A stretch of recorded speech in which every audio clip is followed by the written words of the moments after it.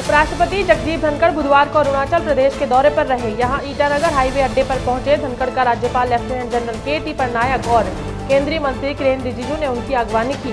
उपराष्ट्रपति धनखड़ ने यहां कामले जिले आयोजित एक समारोह में माउंट एवरेस्ट पर चढ़ने वाली नीचे समुदाय की पहली महिला पर्वतारोही कबा कियानो को सम्मानित किया। आम आदमी पार्टी ने पंजाब से राज्यसभा सांसद संजीव अरोड़ा को लुधियाना वेस्ट विधानसभा सीट पर होने वाले उपचुनाव में कैंडिडेट बनाया है। पार्टी ने बुधवार को इसकी जानकारी दी। इसके बाद से ही चर्चाएं शुरू हो गई। दिल्ली के सीएम रहे अरविंद केजरीवाल को पार्टी अब राज्यसभा भेज सकती है। महाशिवरात्रि पर महाकुंभ में जहां आस्था का जनसैलाब देखने को मिला, वहीं दूसरी तरफ भारतीय वायुसेना के जवानों ने हैरत अंगेज एयर शो दिखाकर लोगों को रोमांचित कर दिया। महाकुंभ में इस बार करीब 68 करोड़ लोगों ने पवित्र त्रिवेणी संगम में स्नान किया। इसी के साथ 1.5 महीने बाद महाकुंभ का विधिवत समापन हो गया। जम्मू कश्मीर के राजौरी में सुंदरबनी सेक्टर में बुधवार को आतंकियों ने सेना के वाहन पर हमला कर दिया। हमले के बाद सेना अलर्ट मोड पर है और आतंकियों की तलाश के लिए सर्च अभियान जारी है।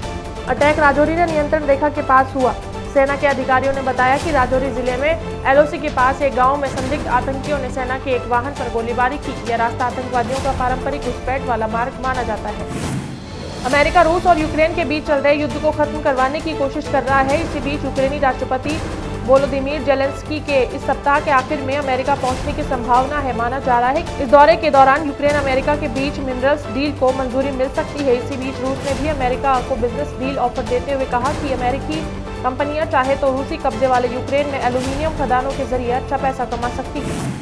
कांग्रेस पार्टी ने आज और कल यानी 27-28 फरवरी को दिल्ली में असम और केरल के वरिष्ठ पार्टी नेताओं की अहम बैठक बुलाई है। कांग्रेस अध्यक्ष मल्लिकार्जुन खड़गे और लोकसभा में विपक्ष के नेता राहुल गांधी ने यह बैठक बुलाई है। जानकारी के मुताबिक इस दौरान पार्टी नेता शशि थरूर से उसके हालिया बयानों पर जवाब मांगा जा सकता है। दिल्ली विधानसभा में मुस्तफाबाद सीट से बीजेपी विधायक मोहन सिंह बिष्ट डिप्टी स्पीकर होंगे। इसको लेकर मुख्यमंत्री रेखा गुप्ता आज दिल्ली विधानसभा में प्रस्ताव पेश करेंगी। बता दें, इससे पहले सोमवार को विजेंद्र गुप्ता को स्पीकर चुना गया था। इसके बाद से ही डिप्टी स्पीकर को लेकर अटकलें लगाई जा रही थी। अब बीजेपी के वरिष्ठ नेता मोहन सिंह बिष्ट के नाम पर बीजेपी ने मुहर लगाई है।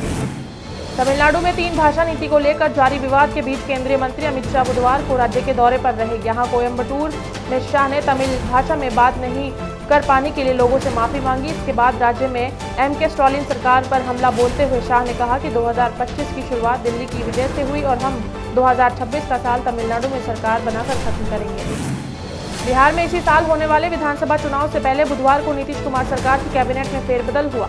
कैबिनेट में कुल 7 विधायकों ने मंत्री पद की शपथ ली। ये सभी मंत्री भाजपा कोटे से बनाए गए हैं। इसमें दरभंगा और तिरहुत जिले में 2-2 और पटना, पूर्णिया, सारण जिले में 1-1 मंत्री शामिल हैं। सुप्रीम कोर्ट ने एक मामले में सुनवाई करते हुए टिप्पणी की कि किसी भूस्वामी को अनिश्चित काल तक भूमि के उपयोग से वंचित नहीं किया जा सकता। Justice JB. पारदीवाला और जस्टिस आर. महादेवन की पीठ ने बॉम्बे हाईकोर्ट के आदेश को खारिज करते हुए कहा कि एक बार जब किसी भूमि मालिक पर किसी विशेष तरीके से भूमि का उपयोग न करने का प्रतिबंध लगा दिया जाता है तो इस प्रतिबंध को अनिश्चित काल तक जारी नहीं रखा जा सकता।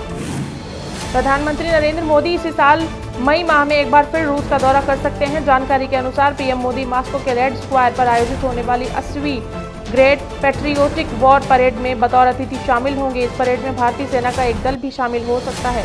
वहीं कहा जा रहा है कि भारतीय सेना का ये दल परेड से 1 महीने पहले ही रूस जा सकता है ताकि परेड की रिहर्सल कर सके।